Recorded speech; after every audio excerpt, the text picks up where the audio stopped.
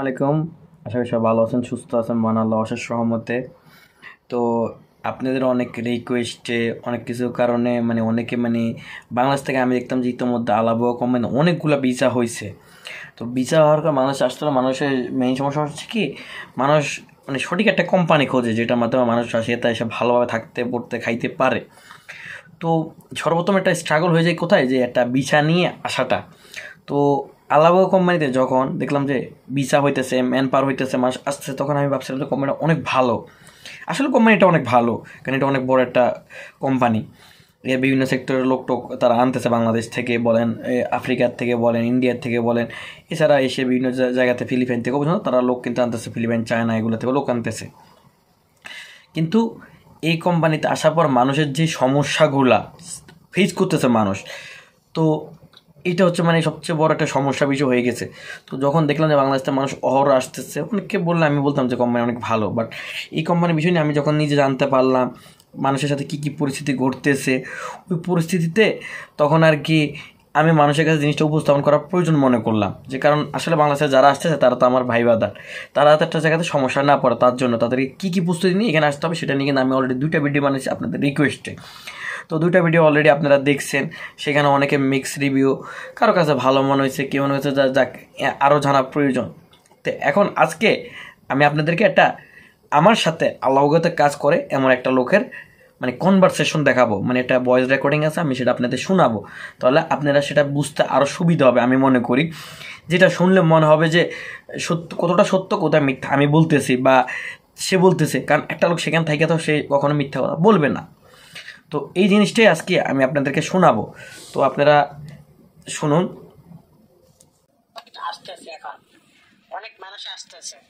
এখন সবাই কিন্তু আসলে সবাই কিন্তু আসলে ভাই দিন শেষে আপনি যেরকম আসতেছেন প্রতিটা মানুষের কিন্তু একটা স্বপ্ন নিয়ে কিন্তু আসতেছে, যে সবাই চিন্তা করছে কি আমি একটা দেশের টাকা খরচ করে আসতেছি, সেখানে আমি টাকা কামাবো, সেখান থেকে নিজের খরচটাকে 1 বছর অন্তত 6-7 মাসে কাজ করে আমি আমার খরচটা উঠাবো, তারপর ফ্যামিলি সাপোর্ট দেবো, তারপর আমি কিছু করবো। এখন মনে করেন যে আসার পর একটা মানুষ যদি এসে চলে যেতে হয়, এটা তবে আসলে ওই মানুষটার জন্য ক্ষতি ছাড়া আর কোনো কিছু না। ভাই আমি আপনাকে বলি, এইখানে একটা মানুষ যদি টিকেও যায়, এই কোম্পানিতে যদি টিকেও যায়, ধরেন টিকে গেল, কাজ কাম করলো, তারপর ওর টাকা উঠাইতে মিনিমাম 1 বছর লাগবে, আপনি কনফার্ম থাকেন। তারপর পারবো না, ওরা 3 মাসের আগে কেউ কাজে লাগতে পারবো না, বুঝতে পারছেন? এটি ভিসার মেয়াদ শেষ না হতে। তো এখানে তো শুনতে পারলেন যে এই যে টাকা খরচ করে আপনারা আসতেছেন তা উঠাইতে আপনাদের মিনিমাম 1 বছরের বেশি সময় লাগতে পারে, বা বাংলাদেশে আপনার যে বিষয়টা নিয়ে আসেন সেটা ম্যাচ শেষ হওয়ার পূর্বে ওরা মানুষ আসলে কাজেই ঢুকতে পারে না। তো প্রায় 70 দিন 65 দিন মানুষ এসে বেকার থাকে, অথবা সেটা কি হয় সেটা তো শুনতে পারলেন, বাকিটা শুনতে থাকুন। কেউ ডিউটির পোষাইতে পারবো না ভিসার মেয়াদ শেষ না হলে, বুঝতে পারছেন? এটা হওয়ার কারণটা কি, এটা হওয়ার মেইন কারণ কি, ওরা কি সমস্যা ওদের?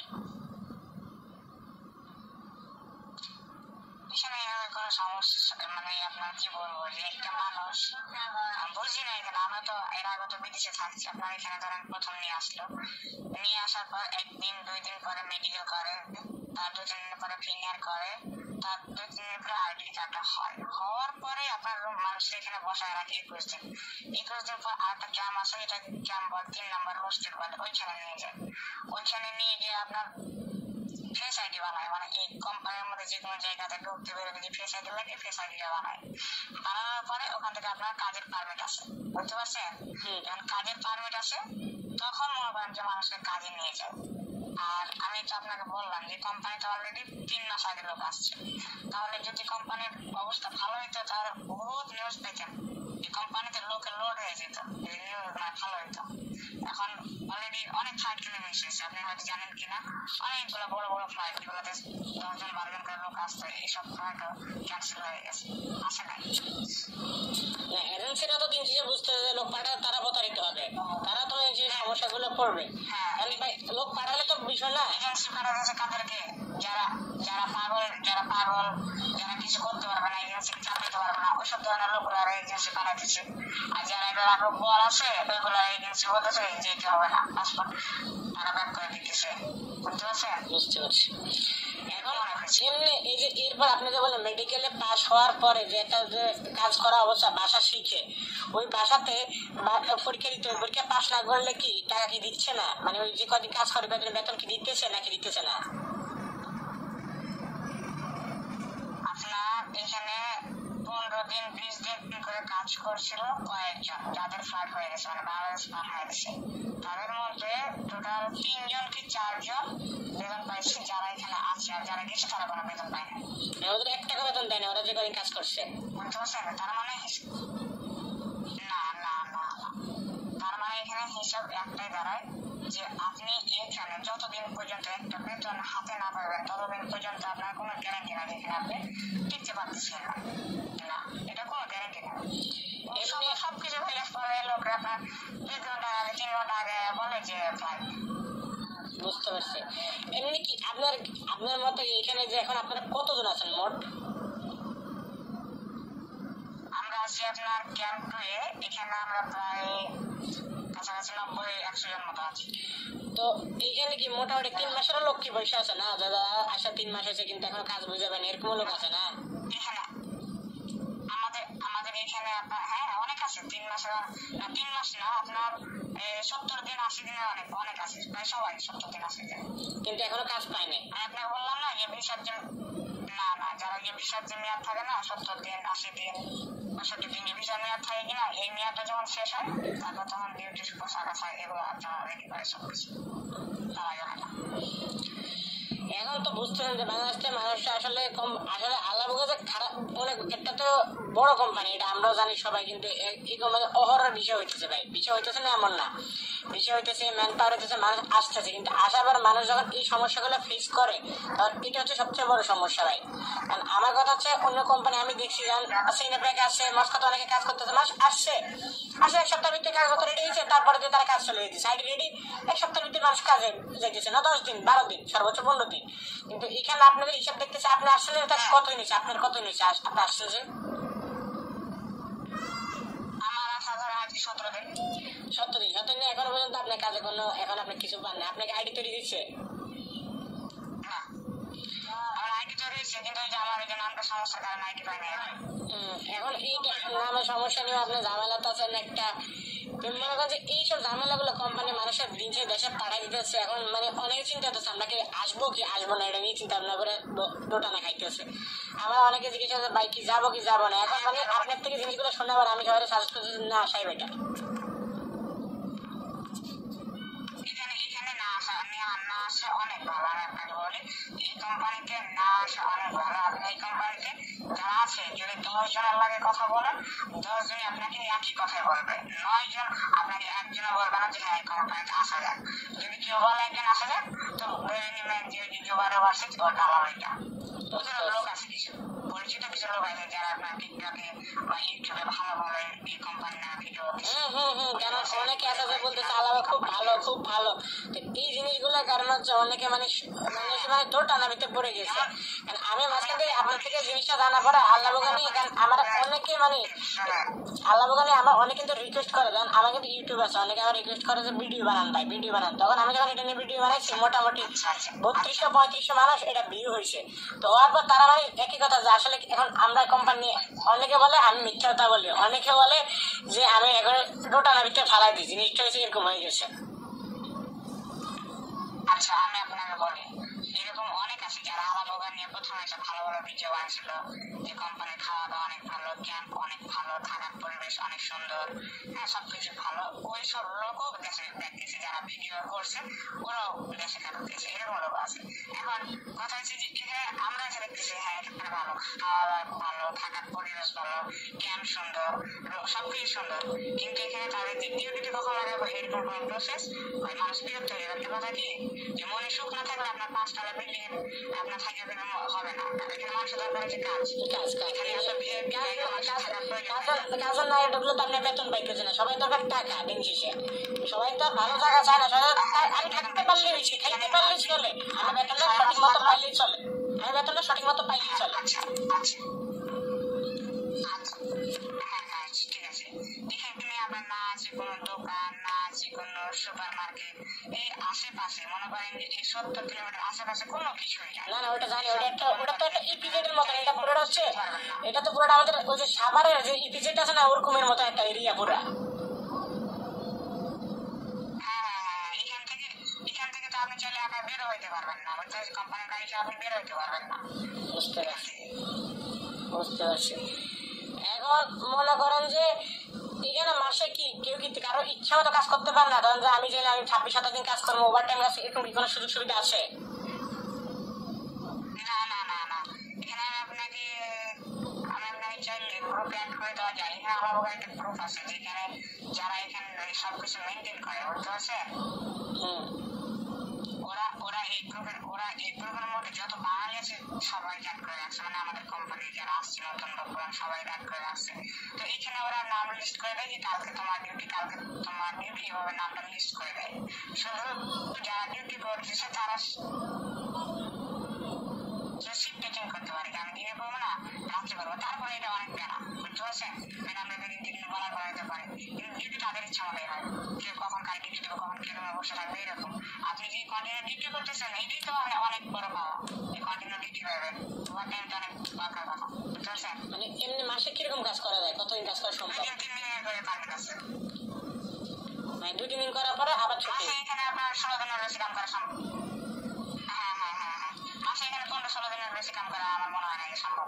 তবে যদি পরবর্তীতে কোম্পানি সবকিছু যখন ঝামেলাগুলো চলতেছে এগুলো যখন সমাধান হয়ে যাবে তখন ভালো হলে হইতে পারে, কিন্তু আপাতত 15-14 দিনের বেশি কেউ কাজ করতে পারে না। 15 দিন বেতন পায় কিরকম মানুষ? 15 দিনের বেতন পায় কিরকম? 15 দিনে বেতন পায় কিরকম? 15 দিনের বেতন যারা বলছেন না যে কয়েকজন বেতন পেয়েছিল এদেরকে পার ডে 7,000 করে দিচ্ছিল হিসাব করে, কথা বলতে পারছেন? পার ডে 7,000 এরকম 7,000 রুবেল এরকম হিসাব করে দিচ্ছিল।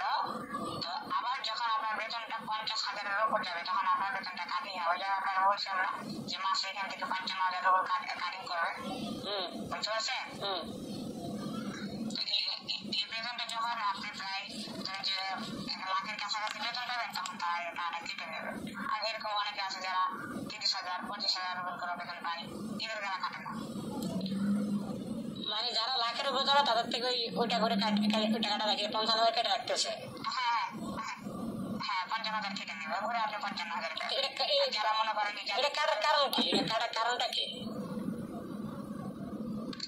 কারণটা হচ্ছে আপনার এখানে তাদের ভিসা ফি, আপনার টিকিট, আপনার রুম ভাড়া, খানা খরচ সবকিছু এখানে কোম্পানি এক কথা সবকিছু বহন করছে। আপনার এখানে নিয়ে আসার জন্য সবকিছু কোম্পানি বহন করছে। তো আপনারা তো বাংলাদেশে টাকা দিয়ে আসছেন, তো কোম্পানি বহন করে, তো আপনারা টাকা দিয়ে আসছেন না দালাল ভাই? এখন কোম্পানিতে এটা আমাদের কাছে শুনে না, এমনকি মানে এখানে মানুষ আসছে চাইতেছে কোম্পানির টিকিট দিয়ে নিয়ে আসছে, সবকিছু করে কোম্পানি নিয়ে আসছে, কোম্পানি কাটবে এটা, 1 বছর কাটবে। বুঝতে পারছি। তো মোট কথা কেউ কি যে 15 দিন কাজ করে 50-60,000 রুবেল বেশি বেতন পায় তাহলে? না এখানে সর্বোচ্চ মনে হয় 30,000-32,000 বেশি এখনো কেউ বেতন পেতে পারে না। এটা কি মাসে 30,000? ফুল মাস কিন্তু কাজই করতে পারে না, তো হয়তো 15-14 দিন করে কাজ হয়। 15 দিনে আপনার 30,000 রুবেল এখনকার রেট হিসাব করলে কত? 40,000 টাকা তো পড়ে না বাংলা টাকা।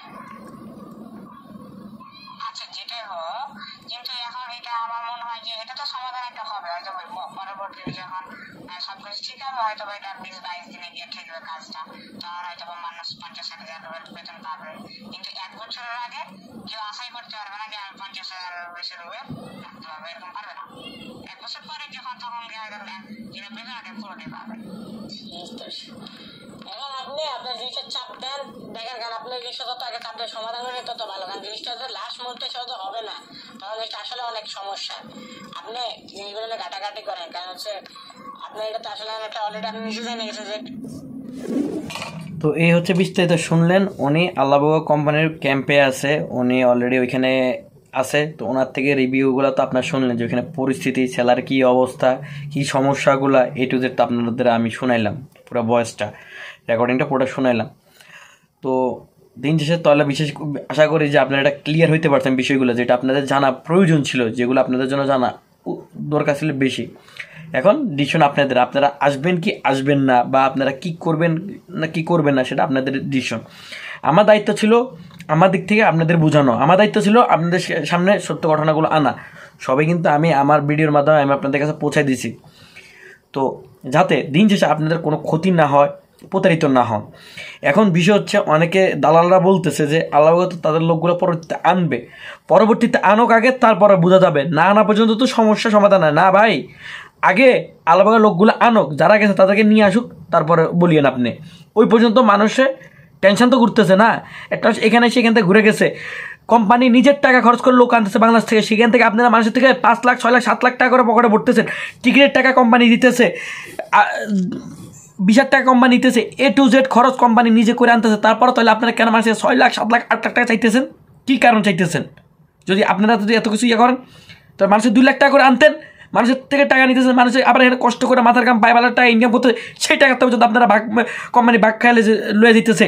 তা আপনারা তো ঠিকই তো একটা লোকরে প্রসেসিং করে দিয়ে 7-8 লাখ টাকা কামাই নিতে পারতেছে না, ওই মানুষটা এখানে এসে বেকার বসে থাকতেছে, ইনকাম করতে পারতেছে না, ইনকাম করার পর সেটা কোম্পানি দিতেছে 1 বছর। মানুষগুলো তো কিস্তির টাকা খরচ করে দিন শেষে আসতে আসতে, তাই না? কিস্তির টাকা নিয়ে তো আসতে আসতে একটা মানুষ প্রতি মাসে কিস্তি টানা লাগতেছে, সেগুলো তো আপনারা বুঝবেন না, আপনারা তো আপনাদের টাকা ছাড়া কোনো কিছু বুঝেন না মানুষের। তো আমার গলার অবস্থা ভালো নাই ভাই, তো এই জন্য আমি আর কোনো বেশি কথা না বাড়াই। তো সবাই ভালো থাকুন, সুস্থ থাকুন, দেখা হবে পরবর্তী কোনো ভিডিওতে। আপনাদের জন্য যেগুলো জানার প্রয়োজন ছিল সেগুলো সবাই আমি তুলে ধরছি, আর সবাই আমাকে সাপোর্ট করবেন, সাবস্ক্রাইব করবেন, আমার পাশে থাকবেন। দেখা হবে পরবর্তী কোনো ভিডিওতে। আল্লাহ হাফেজ। আর আমার জন্য দোয়া করবেন আমি যেন দ্রুত সুস্থ হই।